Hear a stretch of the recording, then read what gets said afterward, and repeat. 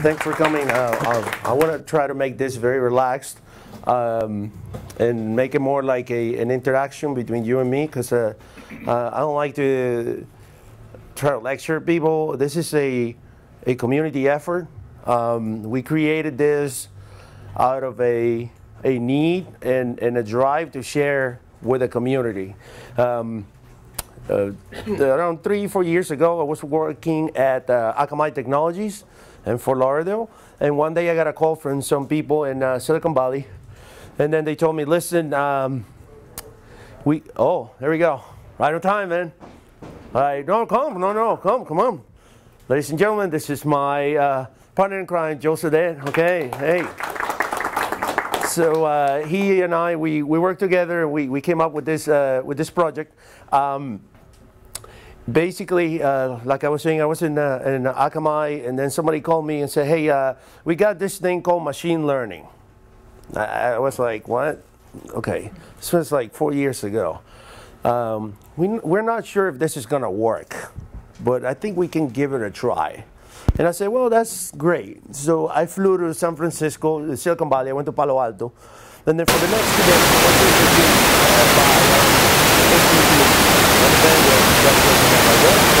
by today. So every person was more intelligent than the other. I mean, I've never been in front of so many brilliant people. And then finally, it was Madhu Sudhakar, and then Madhu convinced me to basically leave HackMiami and then go to Silicon Valley, which is what I did. And then 4 months later, we were acquired by Splunk. So Splunk bought Caspita for around $190 million. After that, I was at Splunk for a year, 2 years, and then I was contacted by a very clever and hacker as well, called Greg Martin. And Greg Martin is the CEO of JASK, which is our current employer. I don't know if you know Greg Martin. He founded Anomaly. He has done a lot of open source projects and modern HoneyNet network. That's one of his projects. So it's interesting when you're interviewed for a job and the guy that interviews you says, have you ever used this? And I'm like, yeah, I have an actual honeypot network. He said, I created that. So once I heard that, I'm like, damn, I got to work with this guy. So basically, what you're about to see is our way of sharing with the community. A lot of these technologies are being used in Silicon Valley. Right now, a lot of the actual dynamics of the backend platform have changed. Back then, it was like Hadoop, very heavy on Hadoop. Some people call it now Hapoop. Because we had seen that Hadoop has had a lot of pitfalls. I can give you a little bit of one time an experience. I was in a very, very, very large company, probably the largest company in the Seattle area. It's a software developer, and they were testing. We were doing a proof of concept. And I remember we had, I think it was 32 or 64 nodes, right, of Hadoop. Every machine was like 1 terabyte of RAM, right? So this is like the biggest you can go on Earth, right? This company has unlimited resources, their own data center. And the people that were supporting were PhDs that contributed to the actual projects that we were actually trying to implement. I mean, you can go higher than this. And Hadoop will crap out. I mean, there were errors everywhere. And I think that was the day that I said, maybe Hadoop is not as good as we all think it is, right? Obviously, if we're going from a simple relational database to Hadoop, there is definitely an advantage. But things have changed. Nowadays, what is being used mostly is, say, Spark. Kafka. But things have evolved. Back then also, one of the things that, if you are in the industry, you know there was a lot of hype on machine learning, right? And at first we used to throw basically that's what we're doing, throwing algorithms to everything. So there's an algorithm for lateral movement. There's an algorithm for C2. There's an algorithm for beaconing. There's an algorithm for brute force. And then we realized that the algorithms at times were applicable, and some other times were basically signatures on asteroids. That's what they were, right? So what happens? You learn that the adversary eventually defeats the algorithm. The adversary, you're fighting humans, right? Humans will learn, and they will figure out eventually how to overcome and defeat the technology. So us working in that context and with all those technologies, we thought, hey, what are the chances that we can come up with a tool that can be used at home and we can share it? So we talked to Greg, which is he's very community oriented. So we decided to come up with a way of creating a framework that was user-friendly and that can be placed into hopefully a Raspberry Pi. I'm sure that question will come during this talk. We try. By the way, the Raspberry Pi is not there yet, and you're going to see why, right? And also, we had two other open source tools that have been presented at Black Hat Arsenal. And actually, I can show you. It's right here on the GitHub, which is called Acteon. Acteon is basically, we did a Java version, and then we did a Python version. The Java version was basically coded in Java, but the binary was too large. It was around like 150 megabytes binary. So we said, why don't we just port it to Python, which we did. And what Acteon does is basically you feed it a PCAP, it uses Bro. From Bro, you're about to see the architectural diagram of that. And then from there, it applies a number of algorithms and tells you there's the likelihood of exploit delivery. And the likelihood of exploit delivery, it's based on calculations on things that we call microbehaviors. And microbehaviors for us are the tiniest unit within an exploit change that you can, I guess, is divisible by. We'll explain further in a minute. So we thought, okay, can we bring this home? Can we make it home? Is there a case for this? Oh, sorry. Is there a case for this type of technology at home? And then we figure out, well, basically what you have at home is a very simple infrastructure, which consists of a CPE, which is a customer premise equipment, which is your router, and then you have an access point. That's pretty much it. And that is a Wi-Fi access point. And then what you're seeing here is basically examples, some alarm, which at this time was incredibly cool. And then I think, is that some alarm or Black Eyes? Anybody remember Black Eyes before ISS bought it and destroyed it? No? Okay. Huh? Black Eyes, right? There you go. Okay, here we go. So Black Eyes was the coolest firewall back then. And then IBM, ISS bought it, and that was it. So we decided to, based on that, we decided to look at some of the the tools that are open source that were available at the time. And then we decided to give it a shot. So we said, okay, what can we do in order to put this into a home environment? And what are the conditions that we're going to have to face in a home environment? So here's some of the things that we consider. First of all, Internet of Things. So we had toasters, refrigerators, thermostats, cameras, wearables, AI. You have Google Home, you have Alexas, and then you have routers, printers, all kinds of devices that connect to your Wi-Fi. That's where we decided that we needed to be at.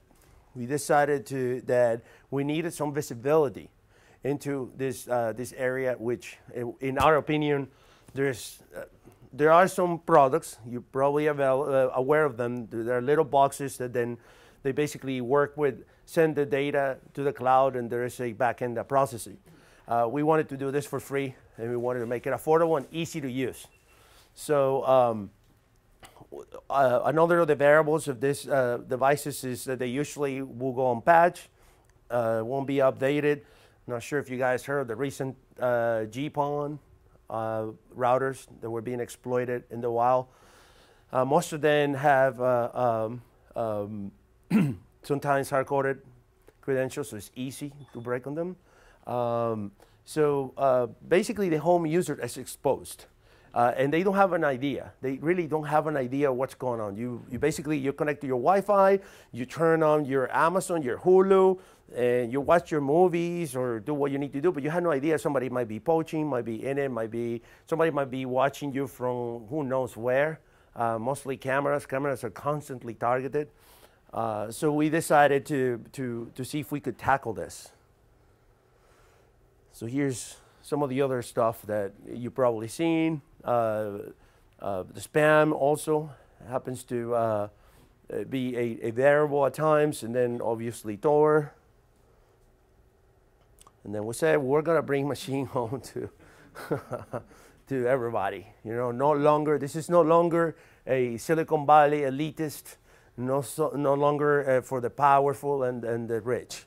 So we decided to basically incorporate some of the tools that we have, which in that case was Acteon.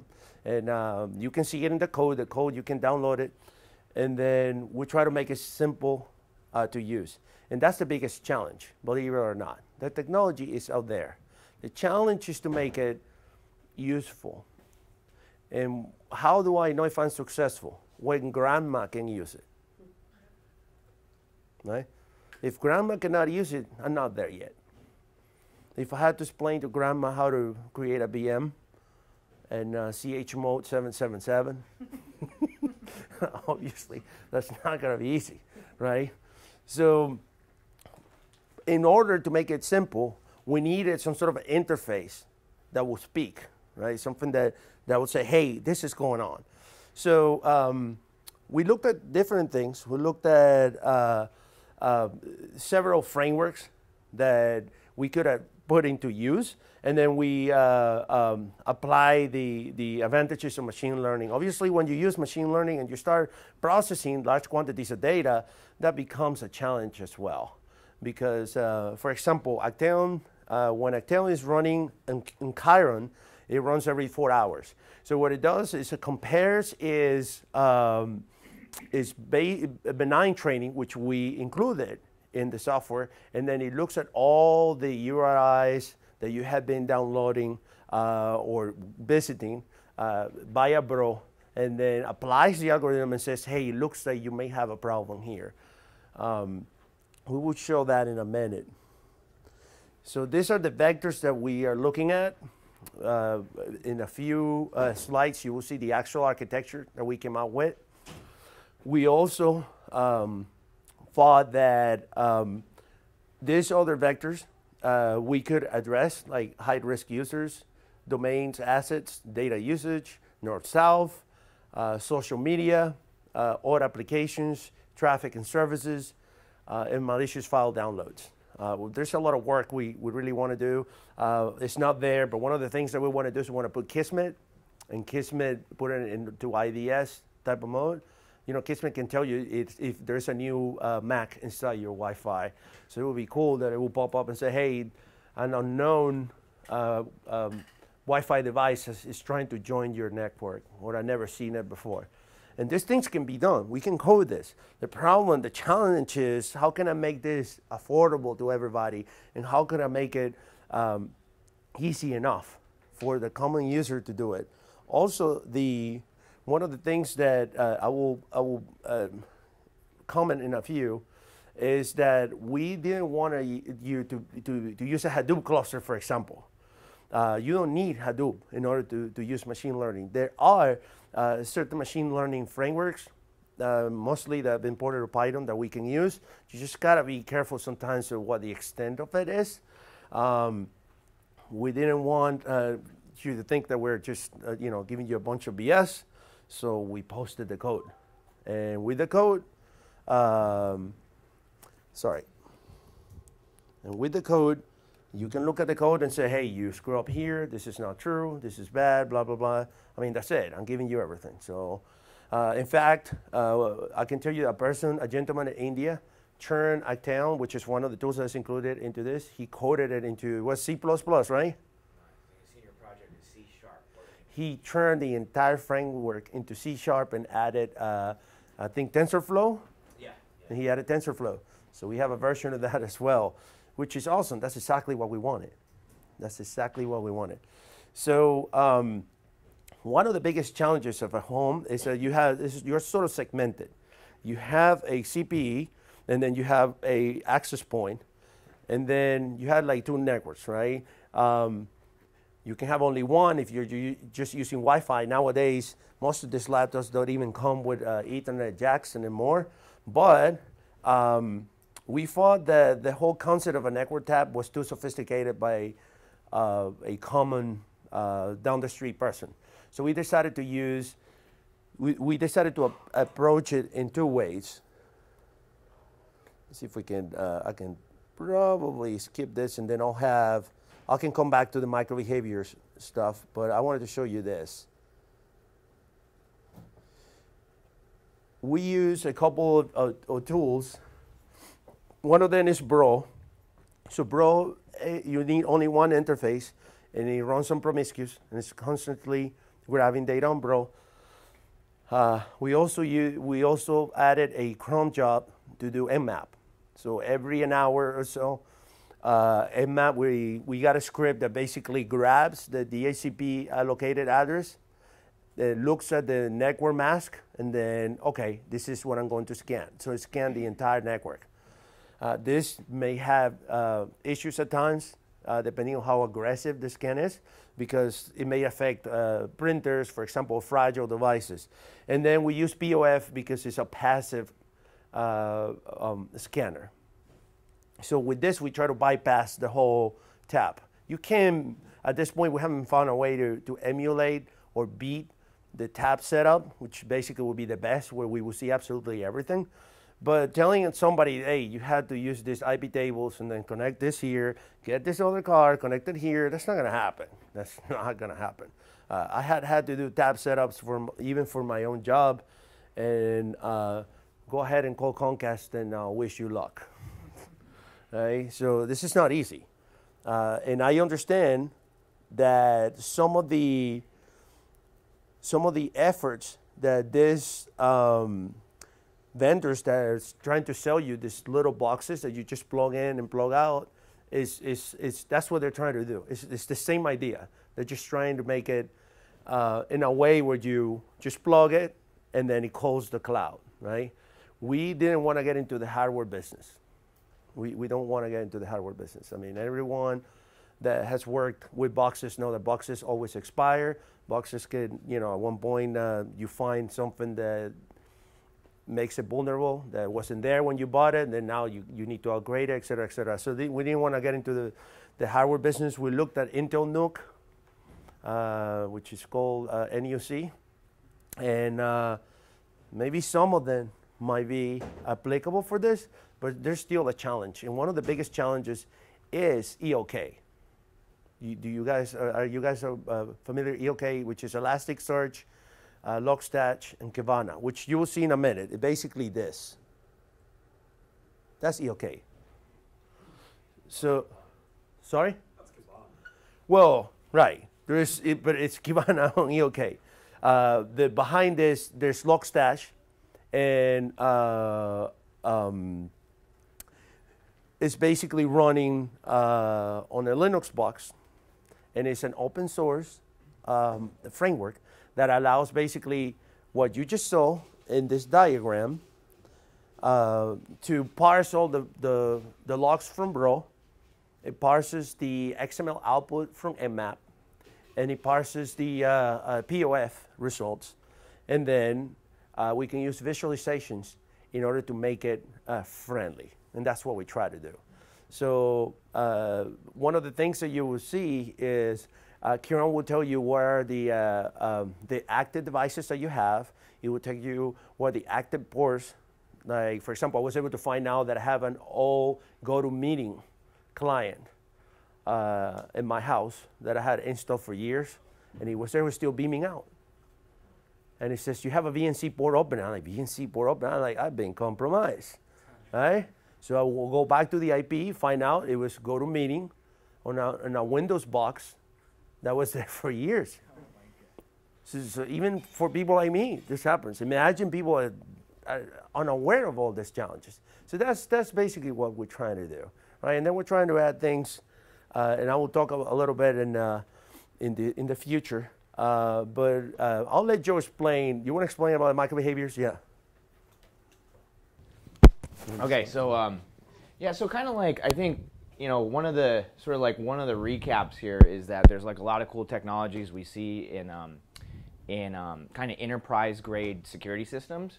One of like the most disappointing conversations I've had with like really kind of high profile Silicon Valley sort of shops and business plans is that they don't see a lot of value in creating solutions for the SMB, like the small to mid-sized business just doesn't have the same target demographic from a value perspective. So like oftentimes I think the techniques we learn kind of in the Fortune 5000s and the Fortune 10s, they're sort of lost on the smaller kind of endeavors and mom and pop shops, just don't get the same kind of defense.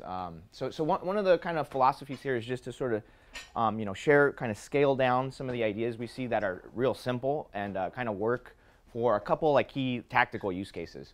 I think the number one use case, like the intuition, is that we just want to know when something on our network is different. In a really large environment, this is a really hard problem to solve. Like to ask when a behavior is abnormal for like 50,000 users or 10,000 users, it's a much more difficult problem than asking if a behavior is abnormal on a single LAN segment that you kind of get in your typical kind of home network. So I think there's certain problems that are a little bit easier here. And if we can kind of zoom in the intuition and like what is low-hanging fruit there, that's kind of how this all manifested. We had like an API, I think it was just timing out when Rod was trying to go to the GitHub, but there's links to all this stuff, and the initial API that we'd sort of kind of built at a couple like Black Hats ago was sort of using this language of microbehaviors. This is a synonym for features in data science, or more importantly, from a programmatic perspective, it's a way for us to organize our units of code in like in a kind of programmatic configuration file. And so, where's that? Right here.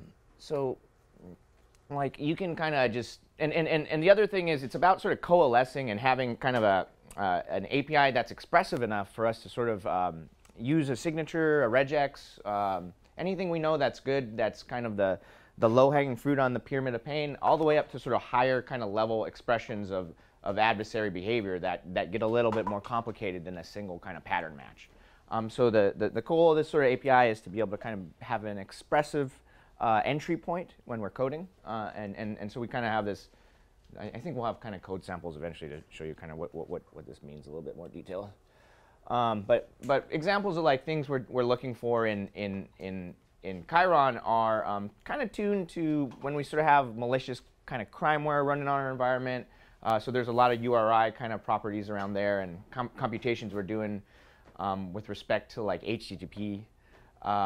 And then the other sets of microbehaviors are really about kind of change point detection. Like what is new in my environment? Like what services have we never seen before that are all of a sudden interacting in an interesting way? Like what boxes have talked to other parts of our network that, like typically, like my Nest shouldn't be talking to like the air conditioner or whatever whatever else is online that kind of has its own sort of local behaviors. We're expecting those to be stable over time, essentially. And so just kind of getting into the architecture here. So I think there's a few motivations for kind of how we try to kind of borrow some kind of ideas from some very smart people. This is a really cool Prezi. It's about like how how if you only had a few tools and you're playing blue versus red, and you're dealing like with an intelligence organization like the NSA.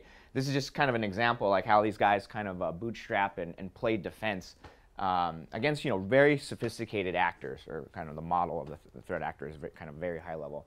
And so there's a few kind of tools in that sense. I think Monowall, IPCOP, Untangle, PFSense. These are all sort of great examples of other things you can use sort of in the spirit of some of the things we're talking about.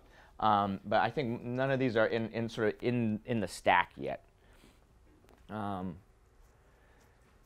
And so, yeah, okay, so here's sort of the key, I think, kind of behavioral model that we're targeting with sort of Chiron. And one of the challenges with these type of architectures is kind of like how to programmatically evolve learning, or really what we're kind of building in code is the ability for our software to adapt. And adaptation is a super hard problem to like program. Our wetware has given us about 1 trillion years of data, or a few billion years of data for the problem of adaptation and survival and sort of like unbounded variables. But there is sort of a model of kind of computational learning that gets a little kind of computer sciencey, but at the heart, we have to sort of understand what it means to when you kind of build systems that are dealing with kind of like adversarial behavior. You have to understand kind of programmatically what it means to weigh new data versus old data. Like when should my system forget? When should it remember? These are all questions we have to answer in code. And so there's a stabilization algorithm kind of defined in the background that sort of kind of models these questions. And that kind of learning is all about kind of targeting a couple of these tactical use cases. I think that the most low-hanging fruit in my mind is kind of like use case A, which is about new service interaction in our LAN. The other one that I think scares me a lot is like Rod mentioned, is just our sort of perimeter kind of defense being popped. I think for the home, it's really kind of a scary like proposition. Like we would talk to like blue teamers, kind of like military blue that would, their first job when they pen test a kind of a high profile organization, they buy all the hardware at the perimeter and they reverse engineer it and drop a 0-day on the Palo Altos. It's like the perimeter is very exposed. And so I think this is one of my favorite problems to think about in the context of the LAN for small businesses and home networks, because it's a lot easier to sort of study because there's just less interaction. We also kind of have this last use case. This is sort of like a freebie we threw in there from the junk drawer of code because we had a bunch of code already sort of targeting this. This is a little bit of an old problem, so I think the behaviors have changed. But anyway, we kind of threw it in there because it was sort of easy to blend. Anyway, so I think the other key, and this is sort of kind of how I don't know, assess sort of like maturity, organizational maturity from a security perspective in some sense, is not only is it about like kind of having an understanding of your threat surface and kind of all the vulnerabilities that are implicit in an extremely complex technology stack, but also modeling our adversary. And having a model of the adversary kind of helps us understand, like, what are the classes of things that are in scope and what is out of scope. Like, I would never expect Chiron to catch like NSA red team, for instance. Like that's a model of the adversary that just like let's punt that problem to something more sophisticated. And usually there's a certain class of adversaries that just takes humans to defend against. But I think we can kind of target a couple. The one that I don't know, it's fun kind of like learning all this stuff like when we were kind of digging through the data, because one of the ones that just wasn't occurring to me till Rod and me started working on this stuff was the opportunistic neighbors, especially after that Wi-Fi crack. Right. So yeah, so there's just a certain class of problems that I think are nice in scope for the home, and maybe what we want to sort of bound our scope at is like let's say we can kind of catch certain kinds of crime or ransomware with these techniques, and focus on some of these other things too. Kind of getting back into this model of the adversary, and I think sometimes we have sort of different permutations of these slides. Sometimes there's sort of a different one that it's a little bit more about like the limitations of machine learning. In my model, in my mind, sort of like as you go up in sort of sophistication of the adversary class, machine learning techniques become less and less like useful. And so I think you kind of have to have this sort of breakdown of the cross sections, and this is sort of how we sort of were kind of thinking about kind of the key behaviors, where we can kind of plug simple things in, and then maybe augment with one or two sort of advanced use cases.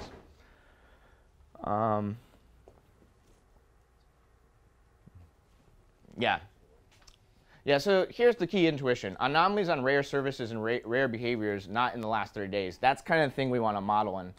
And I wonder if these slides are a little... did these slides get messed up? I was having trouble seeing this, actually. Can you guys even see the architecture? Maybe if I put it in presentation mode. It's the internet. Okay, yeah, so I think some of the slides are a little bit, like, there's something going on. But anyway, like, I think just we'll skip over a couple things and kind of dive into the architecture here. Sorry, so if you kind of, like, this is online, you can download the slides. They render a lot better, like, just for whatever reason, this is kind of hard to see. But basically, there's, like, the architecture is kind of broken down into a few key workflows. The input kind of is defined here. Right now, we're using POF, Nmap, and Bro. We have sort of a kind of like a cron-driven workflow. This is just all in a VM. And what that cron job will do is sort of like cycle the data. Some of this stuff we have to run tactically. Like I don't know what the cron schedule is for Nmap, but we're not doing this stuff all the time. We're sort of limiting the data footprint and kind of being smart about how much we can kind of ingest in these next upstream workflows. But so one of the things that I found when I was testing on my cable coder. You know what a cable coder is? It's a person that basically doesn't use cable. So I get the deal with the internet. They force you to buy a cable box, so I grab the cable box and throw it away. So what I have is Fire Sticks or Chromcasts. And I was getting in excess of 5 to 6 gigs per day of locks. So it's almost like big data for home. And at one point, our idea was to have a 1 gigabyte RAM, 4 gigabytes hard drive for this thing. So maybe it would run on a Raspberry Pi.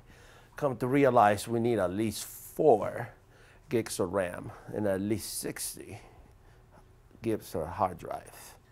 And even with that, then I had to run you guys, maybe some of you are familiar with EOK. You know what Curator is? Okay, so I had to basically get down and dirty with Curator, because Curator would eliminate some of the indexes, because then, and I had to say this, and if there are splunkers here, they're gonna have a laugh right now, but EOK breaks a lot. It breaks a lot, like constantly. The one? Yeah, that would be a nice way of putting it. You also need any RAM that you get through. Right, that is correct. So dealing with EOK, and that doesn't help, or grandma, to try to make this for grandma, that doesn't help us. That does not get us closer. But unfortunately, there's nothing else unless we try to develop it ourselves, and I don't think we're there. We do this in our spare time, and we've been graciously supported by Greg Martin, and maybe someday, maybe we'll go product-wise, and we do a JASK for home, for example, but right now, this is the best we can do. I can tell you that we had a person from Hack the Valley, which is a hackerspace that me and Joe funded in Sunnyvale, California. And this guy went and segmented all his company's networks and put one of these. And he told me that the limit is about the same limit that I had on my test, 5 to 7 gigs. After that, you're in trouble. So you had to get on Curator. But that's a problem because, as Joe was saying, then we had to shorten the learning time. We shortened the learning time, and that may, give a window of opportunity to miss detection, right? So I'm not sure if you have any... Yeah, I think that's kind of the, just kind of to your point, the bleeding nature of open source is kind of a challenge in this regard, So we kind of use what we were sort of comfortable with to sort of solve some of these other problems that are kind of auxiliary to the key use cases, particularly like how do we get a dashboard visualization, without writing our own GUI, kind of these sort of simple things about kind of how we sort of collect and represent all the data. And so, ELK was sort of like a, like a kind of a, just sort of a necessary evil in that regard. Right. Our idea was actually to put it on Security Onion. Yeah. That was our objective. But as we started developing it, we realized that was not going to be possible. Yeah, it's too big, right? Yeah. Yep. So I think this stuff's all online. So if you're really curious about the architecture deep dive, like you can kind of download this, and it should render better on your machine. But basically, this is just sort of there's two kind of architecture slides. This is sort of the high level data flow. Kind of data comes in here. We have a little cron job that's sort of breaking up different phases of ETL, and then based on kind of this data flow, there's one place where we sort of plug in a little bit kind of more advanced of an analytics machine learning use case that's based on this Action exploit detection. And then other than that, it's sort of all about this sort of like tactical, intelligent, rotational logs and some of these other problems that become kind of just the nature of like managing a lot of kind of heterogeneous data flows. I think this was the slide you already showed. This kind of doesn't render very well, but this is sort of like one step. I think this is phase 2. This is essentially our ETL phase, and kind of like how there's just all these little sub problems you got to solve. You got to kind of understand the identity resolution problem. That's sort of what's kind of happens in step 1. There's statistics we built, just basic stuff, top end, and sort of how we kind of write it to disk and kind of get it to the next step in the architecture. Okay, yeah, so here's kind of where we can, I think we have another repo since these slides were made. Yeah, I think there's a JASC. There's also like a top level. Yeah, it's also the JASC, but you can actually download it from there. I created an OVA and I created a VMware.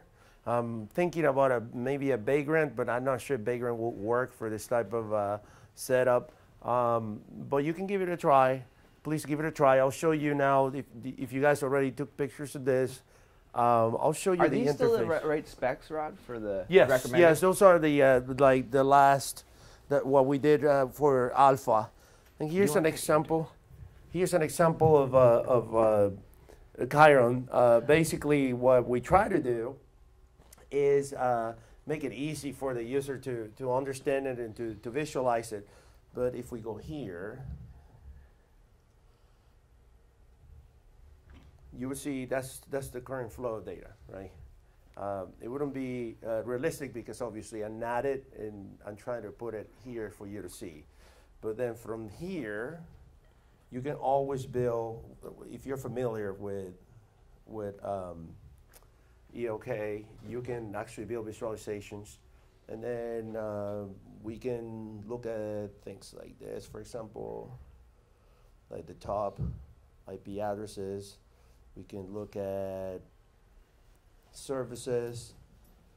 Obviously, this is, let's see if we can do year to date.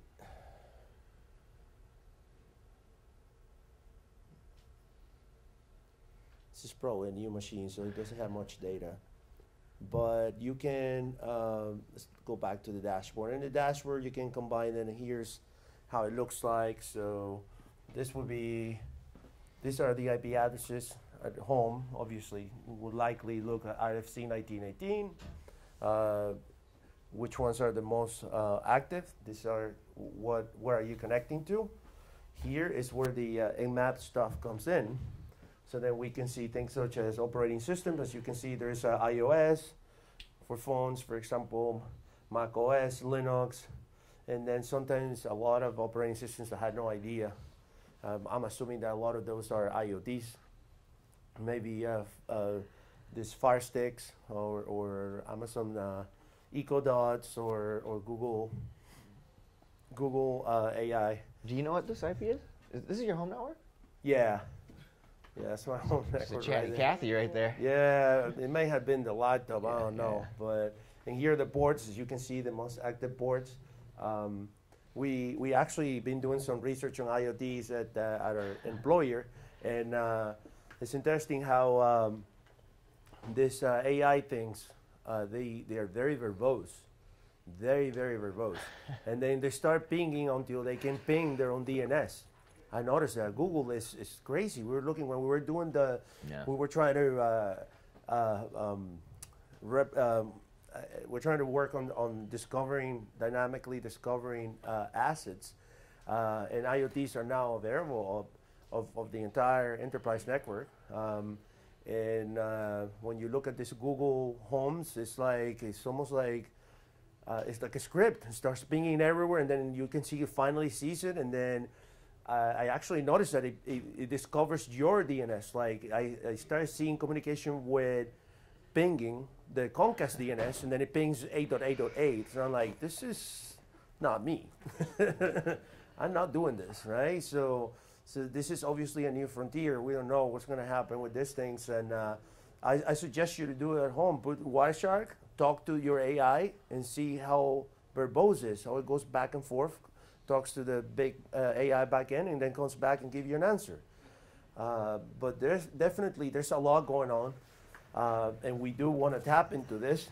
We want to add Kismet at one point.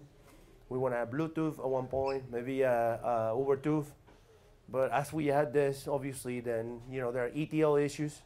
If you're familiar with big data, you will know what ETL is. And it's basically 3 letters that mean you're not going to sleep. Right? ETL will break your product. That's it. ETL will make or break your product. So please give it a try, and let us know if you add stuff, or if you decide to put it on an enterprise or on a small business network. Please do it and let us know. And if you have questions, then we'll be glad to take them now. Does the actual package require you to have a separate installation of Bro, or No, it comes with everything ready. You download the OVA or the VM, you turn it on. If you want to bridge it, even better, right? Then promiscuous, it's going to ask you to escalate. It's going to ask you for a password so they can go promiscuous. And then that's it. That's all we need to do. Just let it run for an hour or two, and you'll find stuff like this. Any other question? Yeah. Yeah, so if I heard you right, the tool's written in Python, right? And you're using for the machine learning module also in Python? Yeah, you can explain the down.